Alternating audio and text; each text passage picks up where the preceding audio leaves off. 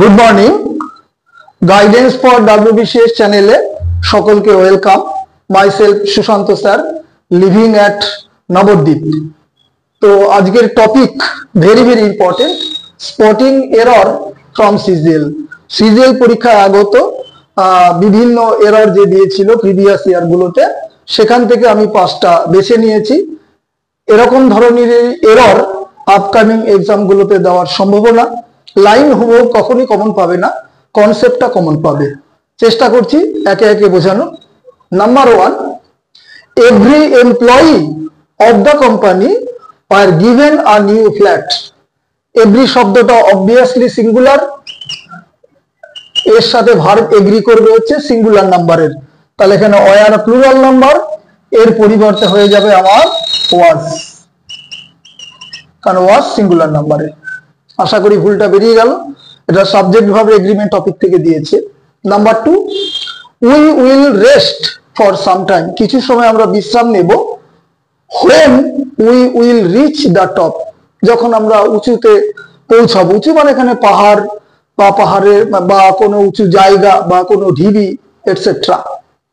তো দেখো এখানে একটা কন্ডিশন বোঝাচ্ছে, যখন আমরা ওখানে পৌঁছাবো তখনই আমরা বিশ্রাম নেব।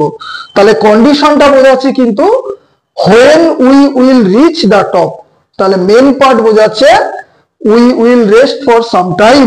তাহলে মেন পার্ট যদি ফিউচারে থাকে, কন্ডিশন পার্ট অবভিয়াসলি সিম্পল প্রেজেন্টে হবে, অর্থাৎ সাবজেক্ট প্লাস V1। তাহলে উই যদি সাবজেক্ট হয়, এই রিচটা হচ্ছে V1, তাহলে এখানে উইলটা উঠে যাবে। আর এখানে কন্ডিশনাল কি করে বুঝলাম?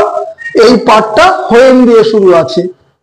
যখন বেসিক ক্লাস আমরা করব, কন্ডিশনাল সেন্টেন্সের উপর আলাদা ক্লাস হবে, তখন আরো ডিটেলস বোঝাবো। Number 3, most disputes. অধিকাংশ বিতর্কগুলি ক্যান বি সলভড, সমাধান করা যেতে পারে, প্যাসিভ সেন্সিভ, অ্যামিকেবলি, অমায়িক ভাবে, সুন্দরভাবে, সুশৃঙ্খল ভাবে, unless one are not rigid.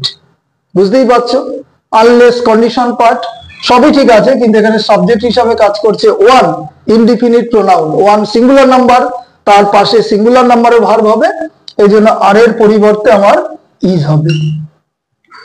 Number 4, she forgot lock the door when she went out in a hurry।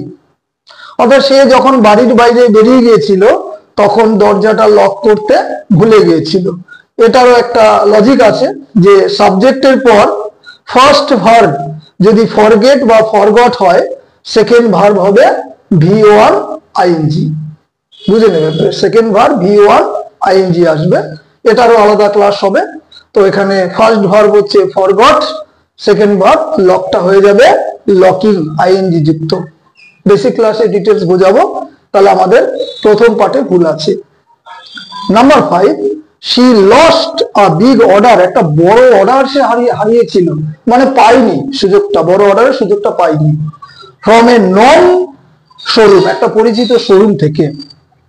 in case of her own carelessness, তার নিজস্ব অসতর্কতার কারণে।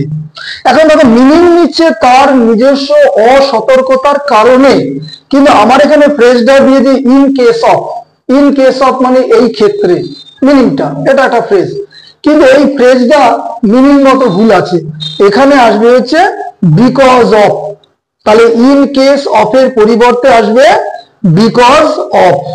এখানটা লিখছি আমি BEC, বিকজ অফ। তাহলে ইন কেস অফ এর পরিবর্তে আমার বিকজ অফ এই ফ্রেজটা আসবে। তাহলে আশা করি 5টা এরর বাংলাতে বোঝাতে পারলাম। তো প্রত্যেকের কাছে শেয়ার, লাইকস বা সাবস্ক্রাইব আশা করতেই পারি। Thank you, have a good day.